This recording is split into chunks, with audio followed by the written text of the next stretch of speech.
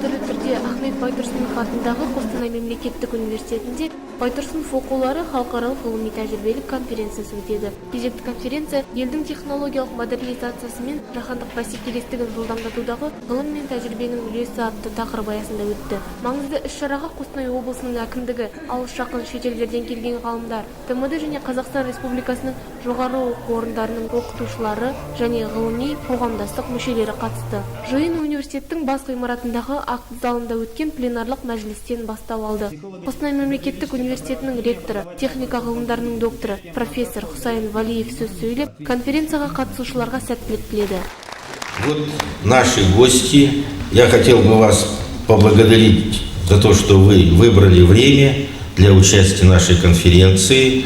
Поверьте мне, будет рассматриваться очень большой блок вопросов на уровне наших специалистов высокого класса, на уровне студенчества, магистранты, доктора философии, вернее, докторанты.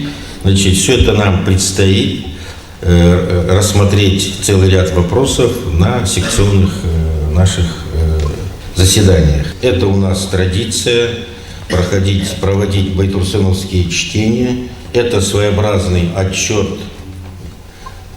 перед нашим коллективом о проведенной работе от прошлых байтурсыновских чтений до нынешней конференции. Поэтому хочу пожелать хорошей, продуктивной работы, успехов, удачи и хорошего настроя и настроения. Рахмет. Пленарлық мәжіліс шетелдік ғалымдардың баяндамаларымен жалғасты. Чехиядағы Остров университетінің философия факультетінің оқытушысы, PhD докторы Вячеслав Велимек өз баяндамасында бейвербалдық қарым-қатынас жайында сөз қозғаса, АТОЭК кафедрасының меңгерушісі, Санкт-Петербург ұлттық зерттеу университетінің профессоры Майя Успенская 3.0 университеттерінің тәжірибесімен бөлісті. Ал техника ғылымдарының докторы, ОРМАУ агроинженерия институтының профессоры Сәкен Шериязов энергетиканың дамуы мен болашағы туралы біраз қызықты деректерге тоқтала отырып, электр қуатын өндірудің тиімді және қолайлы тәсілдері мен көздері туралы айтты. Сондай-ақ аталмыш конференцияда сөз алған философия ғылымдарының докторы, профессор Ахмет Байтұрсынов атындағы Қостанай мемлекеттік университетінің философия кафедрасының меңгерушісі Сафар Қолдыбаев Әлихан Бөкейханның саяси тұлғасын, ұстанымын көпшілікке жеткізуге тырысты. Конференцияда барлығы 6 секция жұмыс жасады.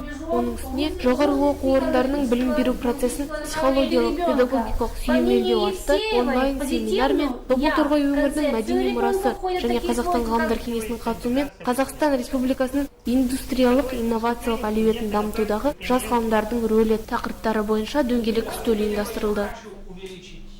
Ғылыми практикалық конференция осы актуалдық тема бойынша жақсы өтті деп санаймын. Өзім энергетик болғасын, энергетика жағында өте көп шешілмеген проблемалық сұрақтар көп. Соны шешілу осы ғылымнан басталады ғой, ғылым жағын зерттеумен басталады, содан кейін уже практика кірісу. Конференцияның пленарный заседание әртүрлі докладтар болды, бәрі де өте жақсы бір нәтиже болуға тиіс деп ойлаймын. Таңертеңнен кешке дейін жалғасқан конференция қорытынды мәжіліспен аяқталды. Онда конференцияның қорытындысы шығарылып, тың ұсыныстар талқыланды. Жамал Шаукен, Қуаныш Жанғожин, арнайы жастар ТВ үшін.